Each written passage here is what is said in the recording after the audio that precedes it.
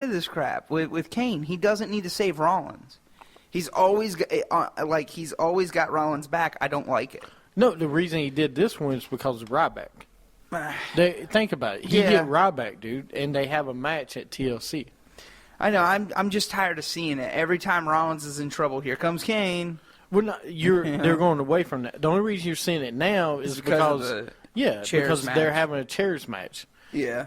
I'm still waiting on what match is Cena and they're not having anything. No, it's Cena and Rollins? No, It's it's a tables. tables match. Yeah, that's right. Okay. This is what I like, is that this year there's actually TLC matches. No, it's not. There's not a TLC match. No, but there's actual matches that involve either a table, ladder, or chair. That was the original thing of TLC matches. They didn't have to just be a TLC match.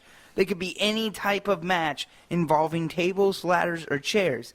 And that's what I like about it, is that we're going back to that, because last year's pay-per-view I was not very impressed about. I was not. One TLC match for the undisputed World Heavyweight, WWE World Heavyweight Champion? I mean, come on. That's it? You're not going to have any... I mean, I don't even think you had a tables match.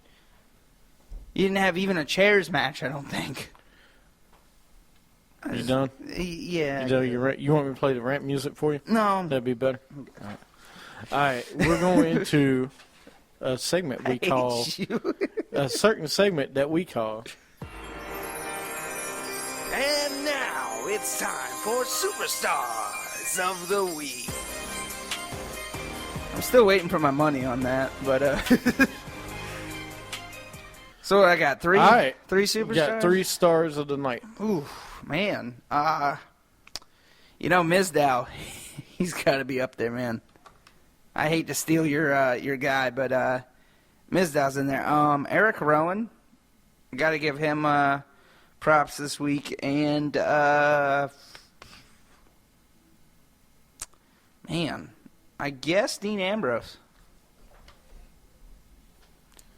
for getting rid of Bray Wyatt's chair. I forgot to talk about that. He destroyed the grandpa's chair. He destroyed the Cracker Barrel chair. Hey, those Cracker Barrel chairs are worth a lot of money. Okay. I went there the other day. That was like a $400 chair. I'm like, I can make this for less than that. No, expensive. I know. Oh wow, let me think. I so much want to go with the New Day, but they lost, so I can't go with them. I was so excited for them. Hey, I love the new gimmick with the 3 on the I do. I think it's cool. It's inspirational, dude.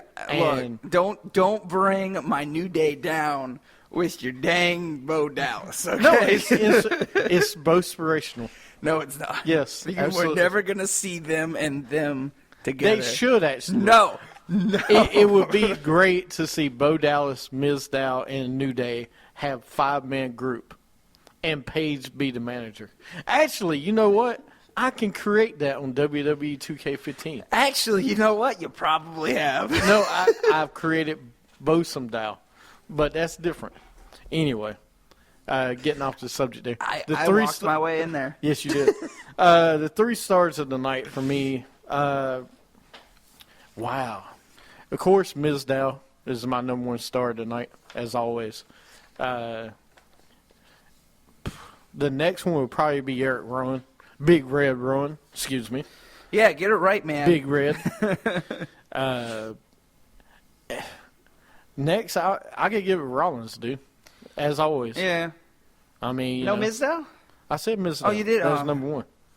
So, pay attention there, buddy. Well, Well, no, I didn't mention Rollins because I knew you were going to mention it, but I got to give it to Rollins. You're right on this. He is really holding his own since the Authority left. I know it's only been 2 weeks, but he's really holding his own.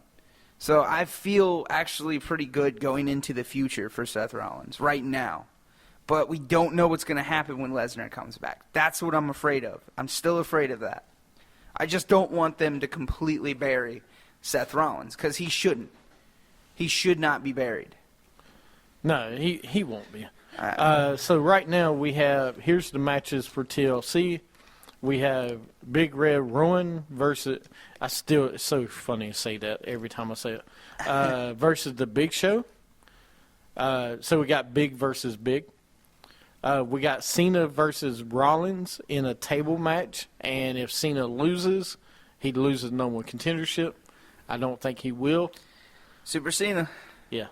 Then we got the twins battle for the twin titles. We have Mizdow and Miz versus the Usos. Hey, I love it. Stunt doubles versus stunt doubles.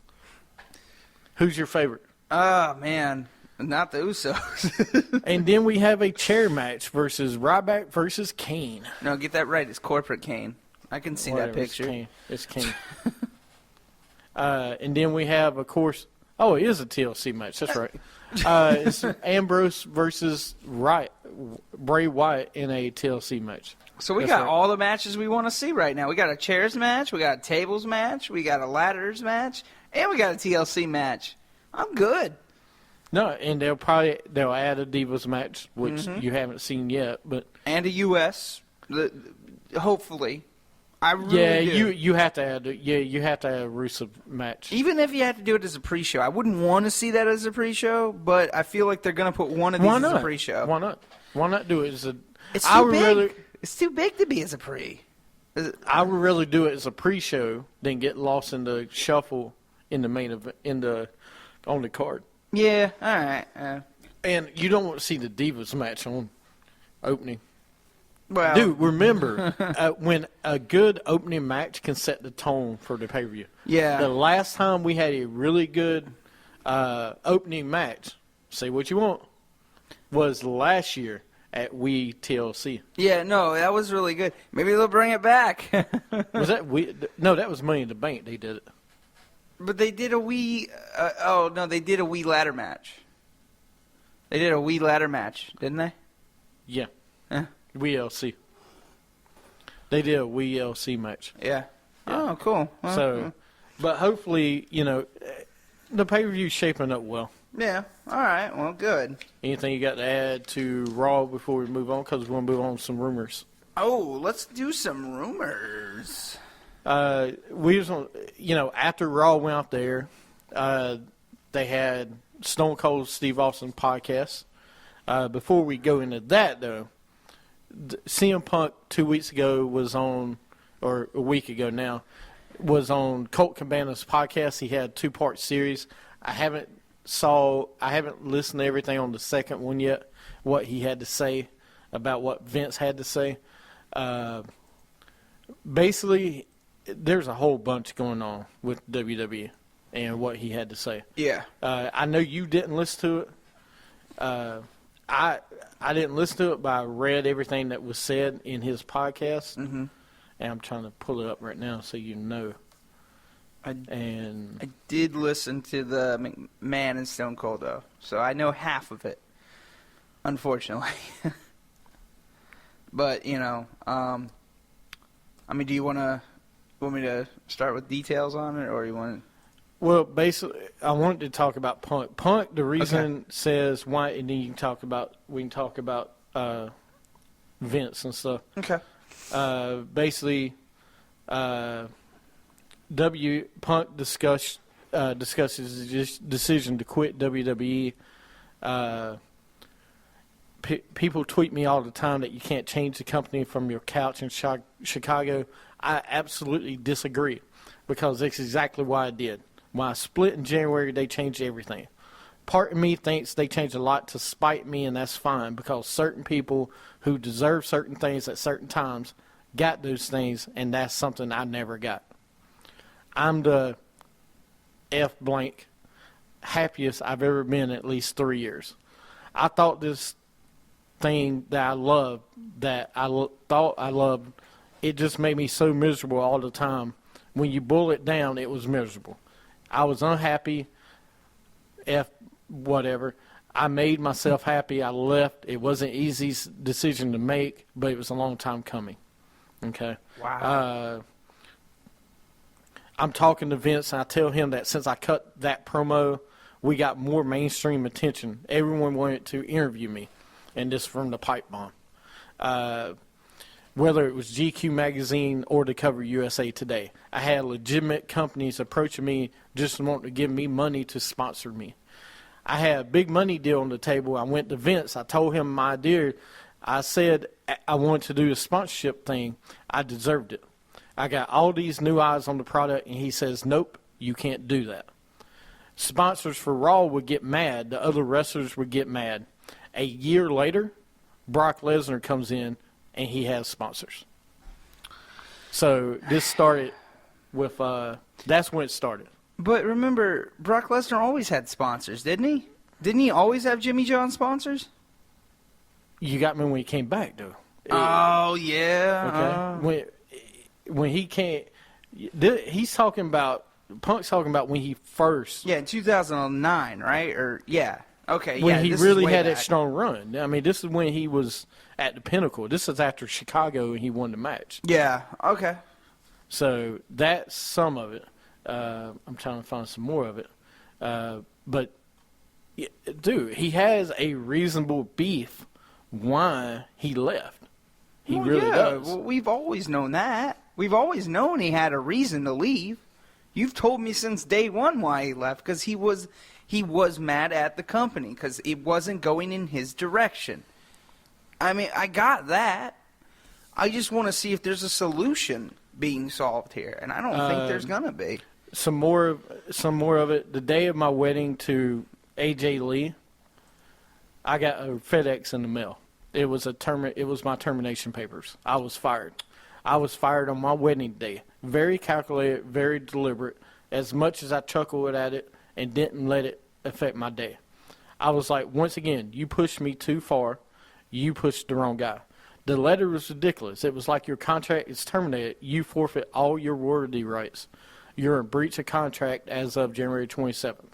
I'm not even a lawyer, and I know you can't claim retro breach. It said he was in breach of contract.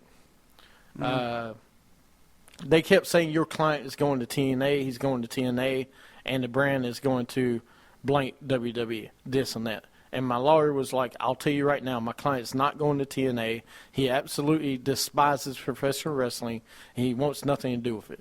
He said he's never going to wrestle again. There's no working relationship and never will be ever again. That wedding day thing, is pretty ridiculous. Which is. It absolutely is. Yeah. He goes on to say, I'm the happiest I've been in 3 years. But he said, I was unhappy. Screw it. I made myself happy. And he left. Well, I mean, look, more power to Punk. It's just, I want to see a solution. Because, I mean, do you want to get into what? Not quite. Okay. Talk about the Punk thing for a second. Well, I get why he's frustrated. He's been frustrated. It's been going. He's been like this for a few years. It's not like this just happened overnight. We get it. I just hope it. I want to see a solution. Right. No, and when we get back, we're going to talk about it some more in segment 3 and 4, and we'll talk about the Stone Cold podcast. Okay? All right. We'll get into it. You're listening to Wrestling Attitude. You can catch us on Spreaker, Stitcher, and iTunes. Be right back with Wrestling Attitude. Woo!